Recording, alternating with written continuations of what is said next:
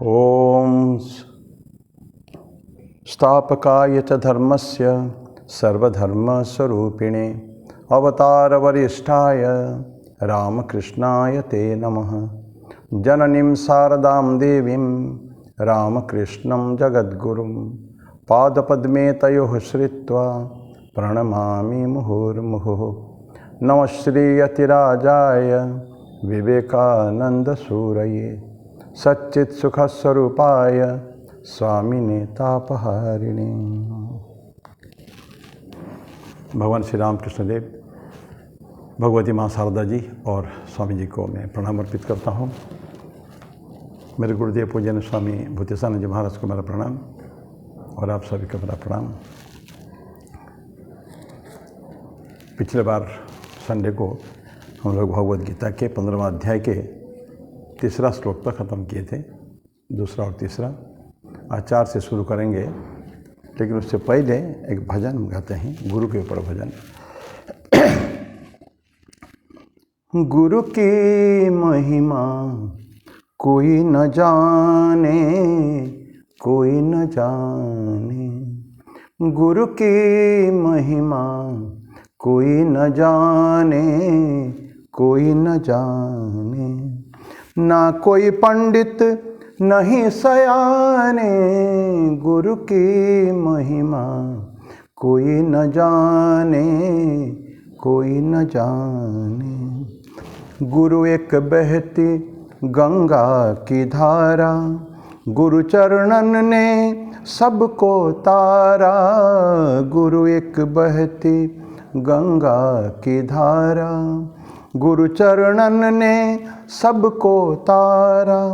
कृपा को उसकी हर कोई माने, गुरु की महिमा कोई न जाने, कोई न जाने। पीर फकीर की वाणी में वो है, बुद्ध नानक सा सुखदाई वो है। पीर फकीर की वाणी में वो है, बुद्ध नानक सा सुखदाई वो है। प्रेम को उसके कैसे बखाने, सुमिरन के है लाखों बहाने। गुरु की महिमा कोई न जाने, कोई न जाने। शब्द न जाने कहाँ खो गए, आँखें मन की गवाह हो गए। शब्द न जाने कहाँ खो गए, आँखें मन की गवाह हो गए। लगन लगी संग प्रीत अगोचर, लोग लगे हमको समझाने।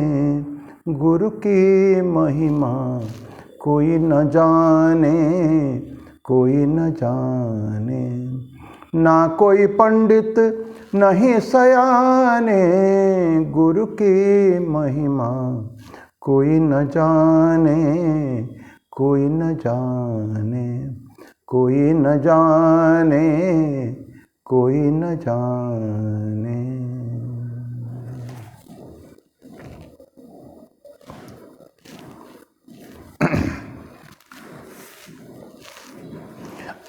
अध्याय 15वां अध्याय पुरुषोत्तम योग, श्लोक नंबर 4।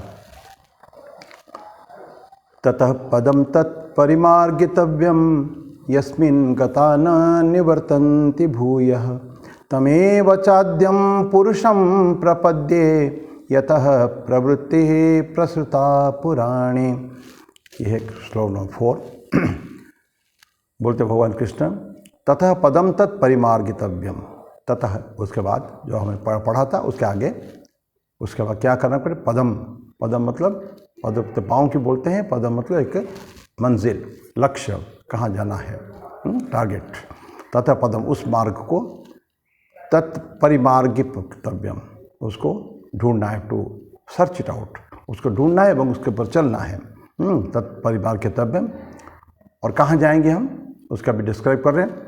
यस्मिन् गता न निवर्तन्ति भूयः। निवर्तन्ति बोलते वापिस आते हैं, पुनरागमन, जो वापिस आ जाना है उसको निवर्तन्ति। जहाँ यस्मिन गता, जहाँ जाकर, मैं कहाँ जाऊँगा, परिमार्गितव्यम, वो लक्ष्य क्या है मेरा, जहाँ जाकर फिर वापस नहीं आना पड़े। That means it's a final इमांसिपेशन, अंतिम लक्ष्य है, मोक्ष है। न निवर्तते भूयः, भूयः मतलब पुनः। तमेव चाद्यम पुरुषम प्रपद्ये, और वो कौन है वो, तम एव, उन्हीं को ही, च आद्यम, शुरुआत, फर्स्ट पर्सन है, जो क्या था, तो अल्टीमेट सोर्स है, अल्टीमेट जो गॉड हेड है, उसी को बोलते हैं तमेव चाद्यम। वही फर्स्ट है, वही अंत है, मध्य भी है, अंत भी है, सब कुछ है, जिसका ना तो जन्म है ना, ये सब हम लोग पढ़ चुके हैं 2nd चैप्टर में खूब, और अन्यत्र भी पढ़े हैं। तमेव चाद्यम पुरुषम प्रपद्ये, ऐसे पुरुष को, आदि पुरुष जो ईश्वर खुद ही है, ब्रह्मन, प्रपद्ये, मैं उनको मैं उनको पहुँचना चाहता हूँ। यथ प्रवृत्ति प्रसूता पुराणे, यथ जहाँ से प्रवृत्ति ही, प्रसूता मतलब निकले थे, प्रवृत्ति है एक्टिविटीज़, वेरियस एक्टिविटीज़ वहीं से निकले थे, पुरानी, अनेक पहले। तो ऐसा व्यक्ति में ढूंढूंगा मैं, जहाँ जाकर कोई वापस नहीं होते हैं, और वो कौन है, वो आदि पुरुष से वही है, उन्हीं का मैं आई सर्चिंग, मैं उनको खोज रहा हूँ, और जहाँ से, जिनसे बहुत समय, पुराने समय में ये सब कार्यक्रम, जो एक्टिविटीज़ निकले थे सब। ये है वर्ष नंबर 4 का है। अब हम पहले बातें किए क्या है कि हमको अटैचमेंट, जो संसार की जो अटैचमेंट है, आसक्तियाँ, उसको हम तोड़ देने का है, अनासक्त हो जाएगा, पहले पढ़े हैं हम लोग 3रा श्लोक में। तो जो आसक्तियों को तोड़ दें और अनासक्त हो जाएं, तो ऐसा फ्री, तो किसी तरह का आसक्ति से बाहर निकलना हमको साधना से होगा। वो सारे साधना सापेक्ष है, वो करना पड़ेगा। लेकिन जब तक उस बंधन से मुक्त नहीं हो जावे, अटैचमेंट जो संसार के साथ है, कि उधर वो उसके पर हम वो उधर से भी पुल करते हैं। संसार बहुत खतरनाक है, वो हम अगर इधर आना भी चाहते हैं उसको निकाल कर, लेकिन वो आने नहीं देगा। वो अटैचमेंट इज सो स्ट्रांग, इतना कठिन है, उसको हम धीरे धीरे साधना के द्वारा वहाँ से बाहर आ जाएंगे। तो लेकिन ये निगेटिव एक्ट है, हमने बंधन से मुक्त हो गए हैं, लेकिन फिर क्या होगा, जब बंधन से मुक्त हो गए फिर करना क्या है। तो बंधन से मुक्त होना स्लोली एवं फाइनली, जो उसके बोलते हैं कि कंप्लीट से आप बंधन मुक्त हो गए हैं, ये हो गए। लेकिन ये नेगेटिव पार्ट था। तो इसका पॉजिटिव पार्ट क्या है, ये है कि तो ए पॉजिटिव, हमको इतना ज़बरदस्त इच्छा होनी चाहिए कि हमको ब्रह्मन से जुड़ना है। बंधन से निकल तो गए हैं, निकलने के बाद हमको कहीं ना कहीं एक आश्रय चाहिए, और वो आश्रय परमानेंट आश्रय है, वो जहाँ की जाके फिर वापस नहीं आते, बोलते हैं ना, ऐसा करके। तो ब्रह्मावस्था, ये हमको चाहिए। निकल गए बंधन से और ब्रह्मावस्था को धीरे slowly merging with Brahman, and that happens with the साधक, जो बहुत ही पावरफुल साधक है, जो लोग मन प्राण देकर वो साधना करते हैं, उनको तो कभी ना कभी मुक्त होना ही है। तो ये पॉजिटिव हो गया। एक नेगेटिव था, बंधन से बाहर आ जाने का है, और ये पॉजिटिव क्या हो गया, ब्रह्मावस्था को उनको प्राप्त करना है। ये मुख्य है।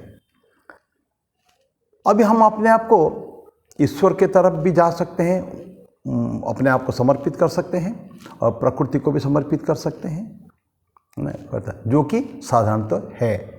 हम लोग अपने आप को प्रकृति के वश में कर रखा है।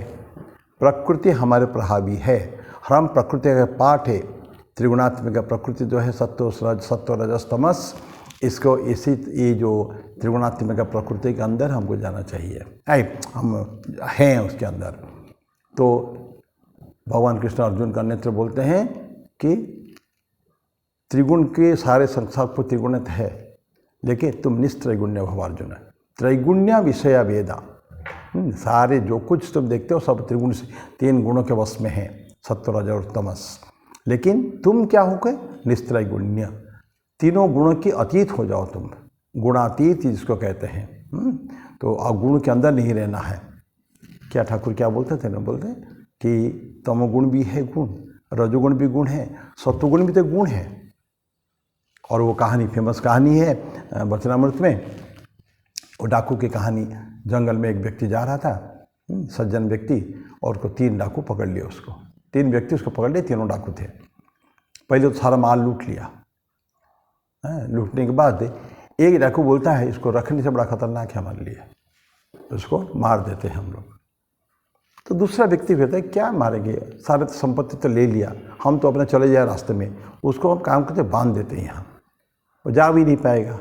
जंगल, घना जंगल में कौन आता है, तो हम न मार के उसको ख़त्म न करके उसको बांध के चले जाएंगे।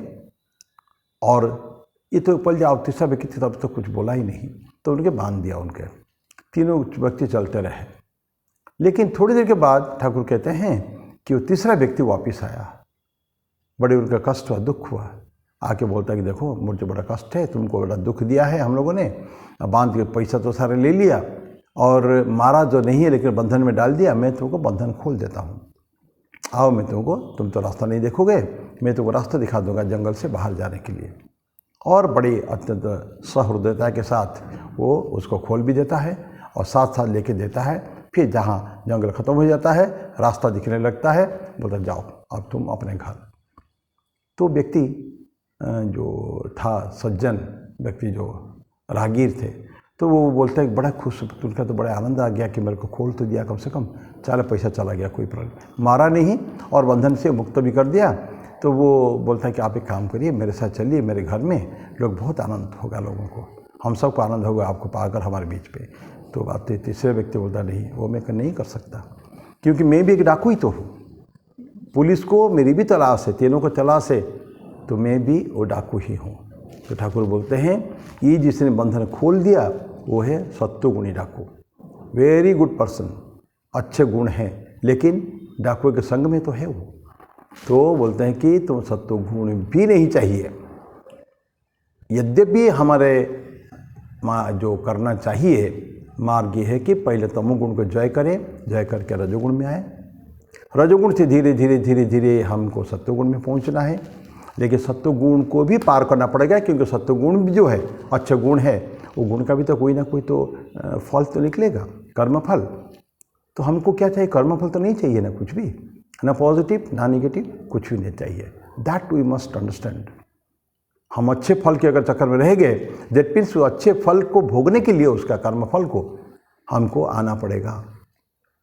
इसीलिए वैराग्य क्या बोलते हैं कि इनका वैराग्य क्या होता है, यह अमूत्र फलभोग विराग। ये कहते हैं ना, यह मतलब इस लोक में, अमूत्र दूसरे लोक में, आगे फ्यूचर लोग जो होगा, यह अमूत्र यहाँ भी वहाँ भी क्या चाहिए, फल भोग विराग।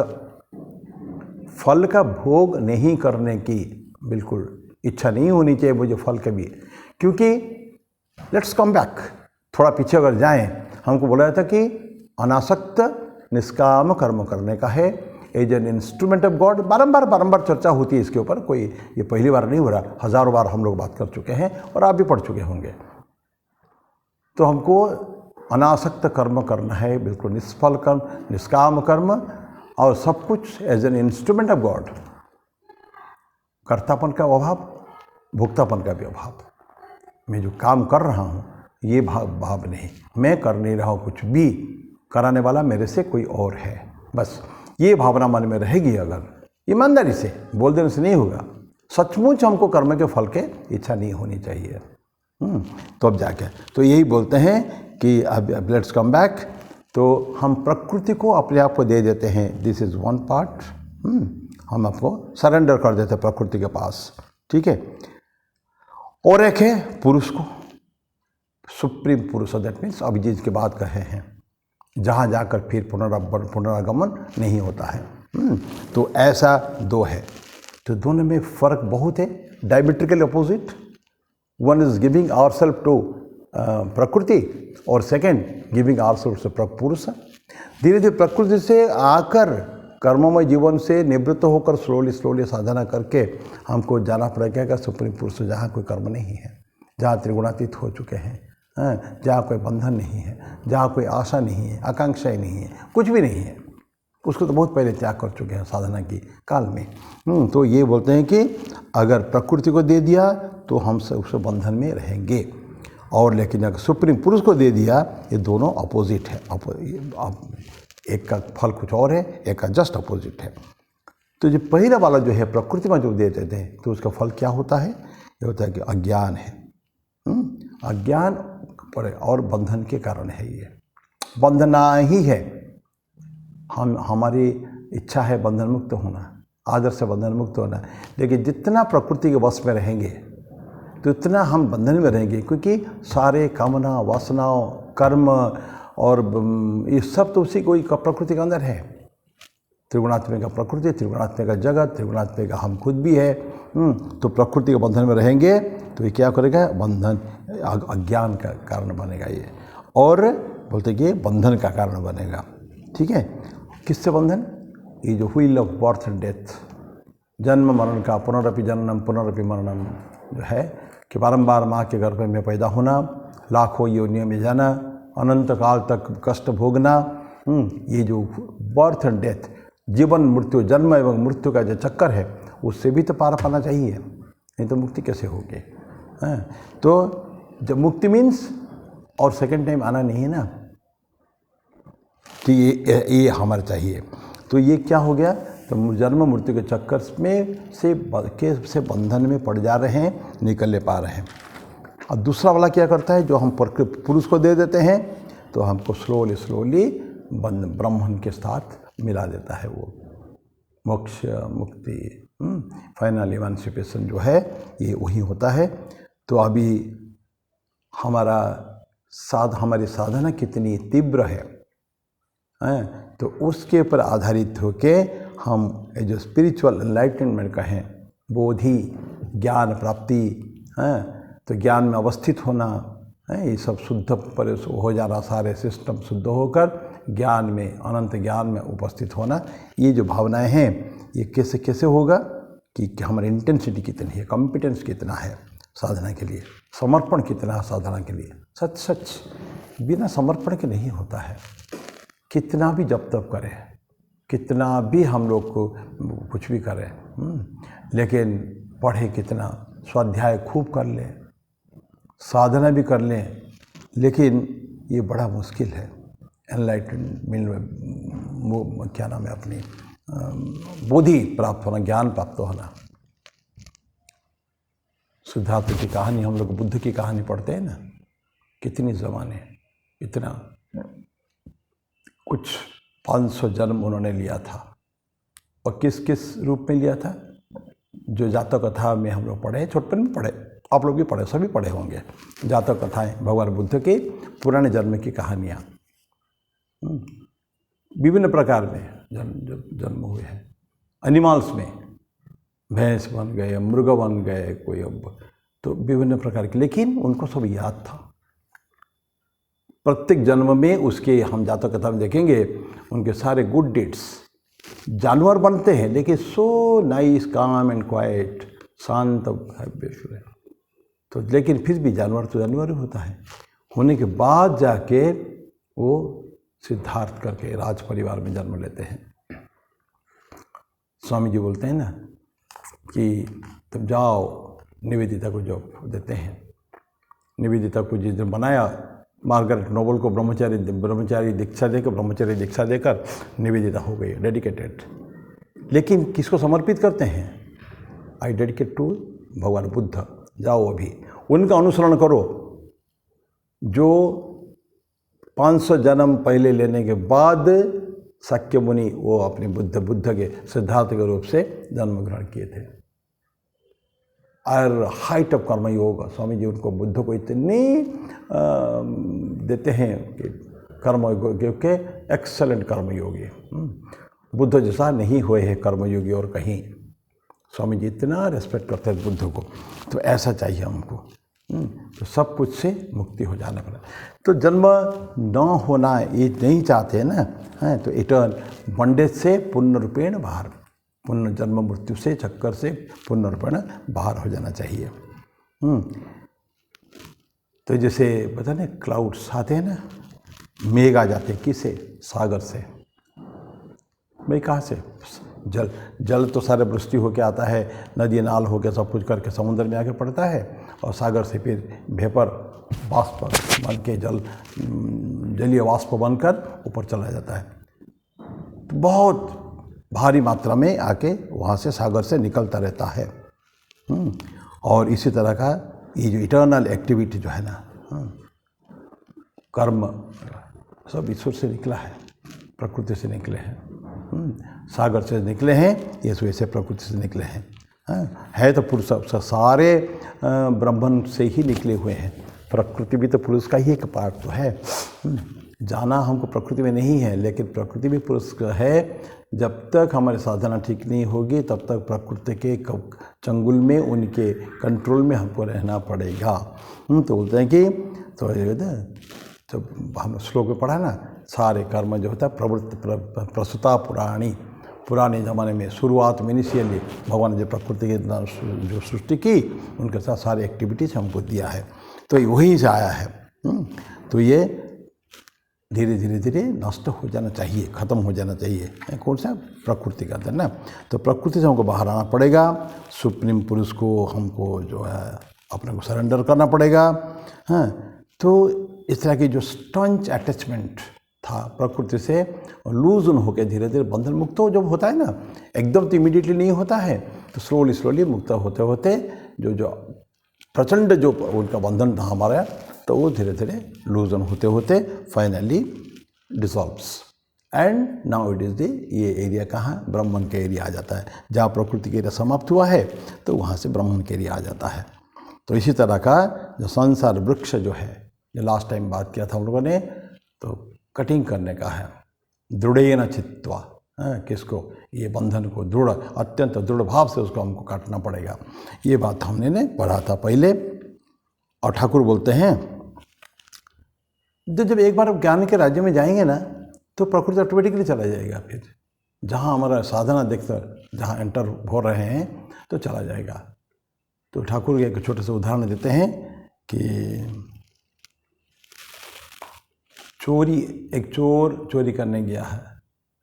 जहाँ उसको पता चला कि कोई बड़ा देख रहा है, तो वो भाग जाएगा, वो स्लोली निकल जाएगा, क्योंकि रहेगा तो उसके ऊपर मार पड़ने वाला है, खतरा है, इसे चला जाता है। सिमिलरली बोलते हैं कि जो माया, ये बंधन या प्रकृति का जो चक्कर, ये सब जैसे देखते हैं कि हम लोग स्लोली हम लोग आज रास्ते में जा रहे हैं, तो वो धीरे धीरे अपने रास्ते में चले जाते हैं। दैट मीन्स अपना बंधन को वो मुक्त कर देते हैं। तो इस तरह का ये हम श्लोक नंबर 4 समाप्त करते हैं। अभी श्लोक नंबर 5 में जाते हैं। तो कैसे करेंगे उसके बाद आता है। तो ये जो जीवात्मन का जो है प्रकृति से मुक्ति एवं उसके वेडिंग कहते हैं ना, परमात्मा के साथ उनका मिलन, विवाह, वेडिंग मतलब विवाह। तो एक जगह से डिवोर्स लेकर, कहाँ से? प्रकृति से डिवोर्स लेकर छुटकारा पाकर हमको कहाँ जाना है?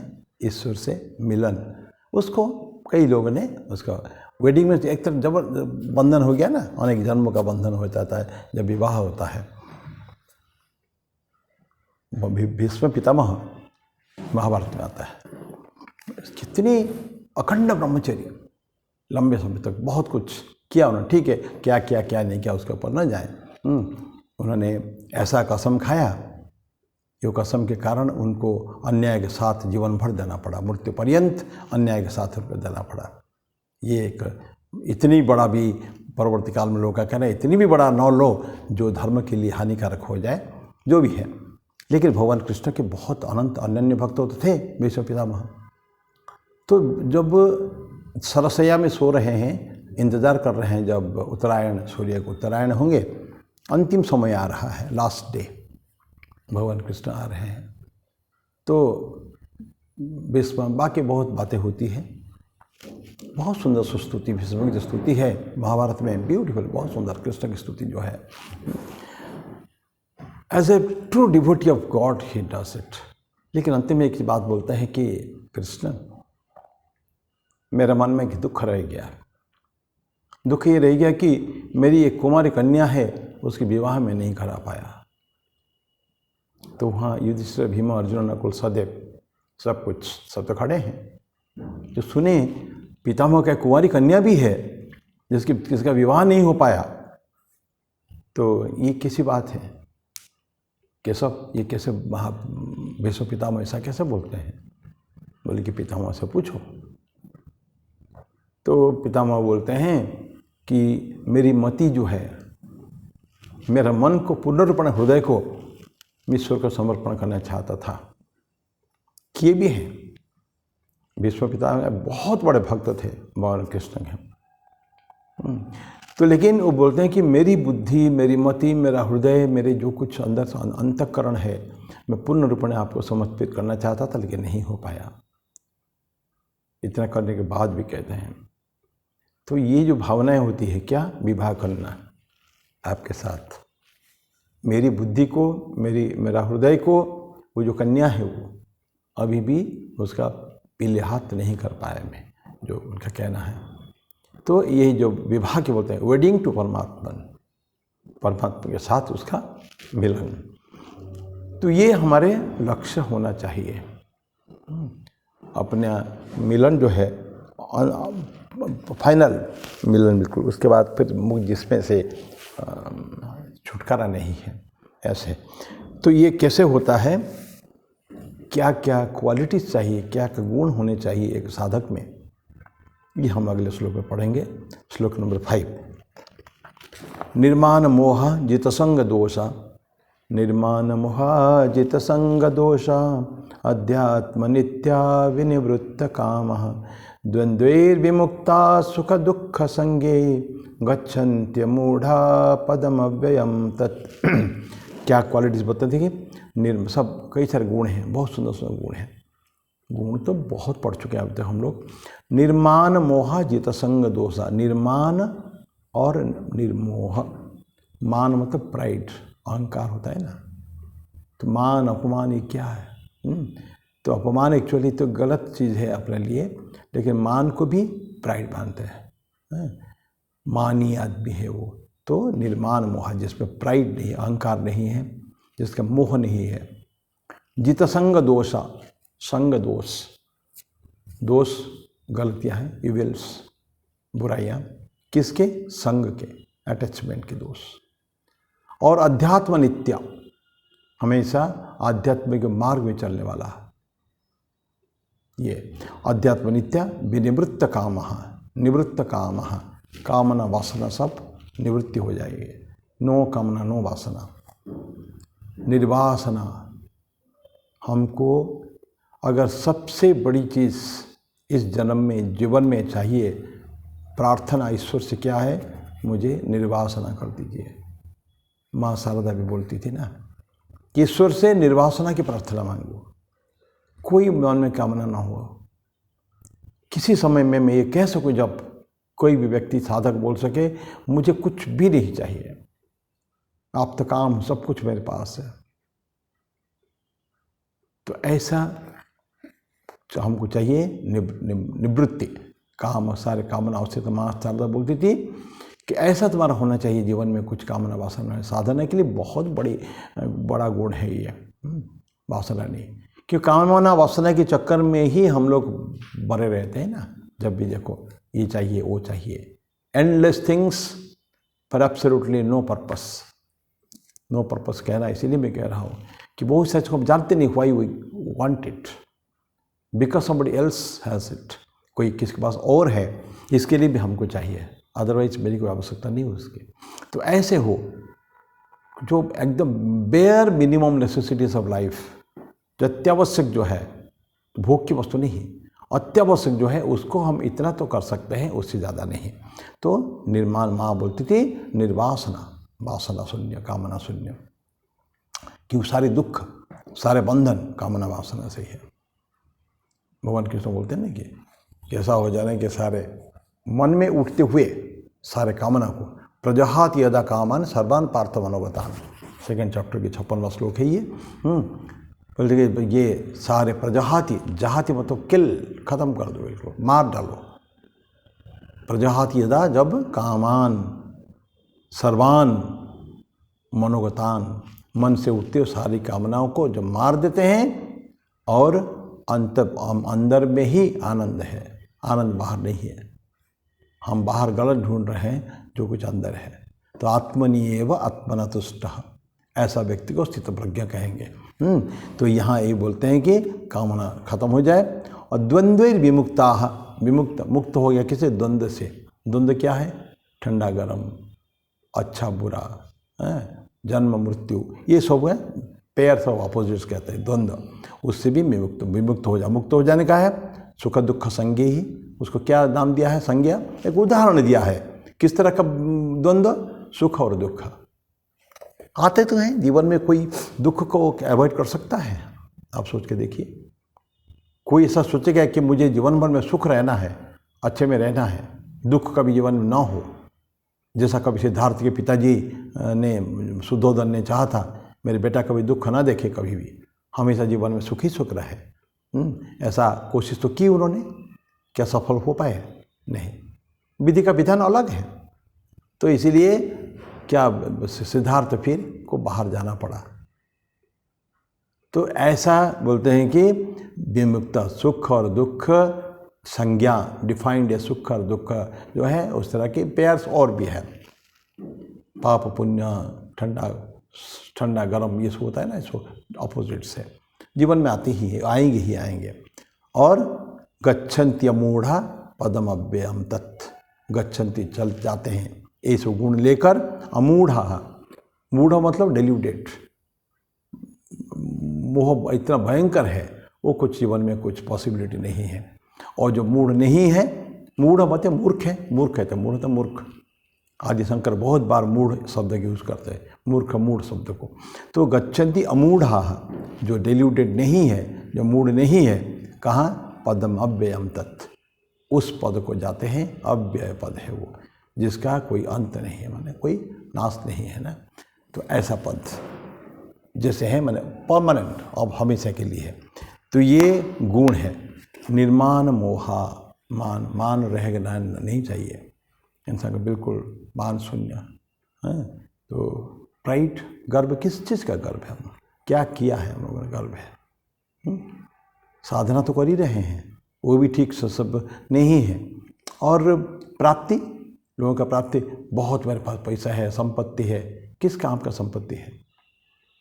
देखे ना, ये दर्शन की बात नहीं कर रहा हूँ मैं, हकीकत ही है। करोड़ों रुपये आपके पास है, 50 करोड़, 100 करोड़, देन व्हाट? क्या करेंगे आप? कहाँ लेके जाने का है उसको? कोविड ने हमको दिखा दिया, 1.5 साल 2 साल का जो कोविड है। अगर साधना के लिए अगर चिंतन का तभी करे होंगे, बड़े बड़े अरबपति सबको छोड़ के, बड़ा बड़ा बंगला, बड़ा बड़े एसेट्स छोड़कर सब चल दिए, पता नहीं चला। वो लाश को दाह संस्कार का भी मौका नहीं मिल पाया होगा। अनेक लोग हैं, हज़ारों ऐसे लाश ऐसे ही कर दिया उन्होंने, फूंक दिया। तो सुख दुख गच्छन्ति अमूढ़ा पदमाव्यक्त, उस पद को प्राप्त होते हैं, जहाँ परम पद चुका। ये परम पद की प्राप्ति हमको जीवन में होना चाहिए। तो ये न तत् हो गया निर्माण मोहाजित संग दोष, अध्यात्म नित्य, हमेशा नित्य अध्यात्म में एस्टेब्लिश्ड। विनिवृत्त काम हो गया, द्वंद्व विमुक्ता, सुख दुख संगे, गच्छन्ति मूढ़ा पदम अव्ययम तत्। तो उस जगह में जाना चाहेंगे जहाँ ये सब नहीं है, इसको की आवश्यकता भी नहीं है। ठीक है, साधना का पक्ष है ही वो, तो वहाँ कोई एन्जॉयमेंट नहीं। सो नेक्स्ट लाइफ में एन्जॉयमेंट की आवश्यकता नहीं करके इस लाइफ से भी हमको वो साधना करनी पड़ेगी।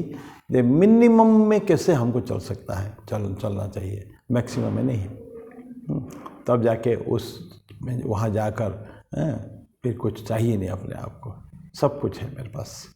बड़े बड़े मुनि ऋषि होते हैं, क्या है उनके पास? जंगल के फल मूल खाकर, लेकिन उनका लक्ष्य क्या है? ईश्वर प्राप्ति है, भगवान तक उनको पहुंचना है, ये उनका लक्ष्य है बस। तो इतना करके एक बस खाली एक छठा श्लोक को वो देखेंगे, किस तरह के जगह जो जाएंगे तो क्या है। न तद भासयते सूर्यो, वहाँ सूर्य का किरण नहीं है, आलोक की आवश्यकता नहीं है। न शशांको न पावकः, शशांक चंद्र का उज्ज्वलता भी जरूरत नहीं है, न पावक अग्नि भी जरूरत नहीं है। यद्गत्वा न निवर्तन्ते तद्धाम परमं मम, भगवान कृष्ण कहते हैं कि यद्गत्वा, जहाँ जाकर तुम पुनरागमन नहीं होगा।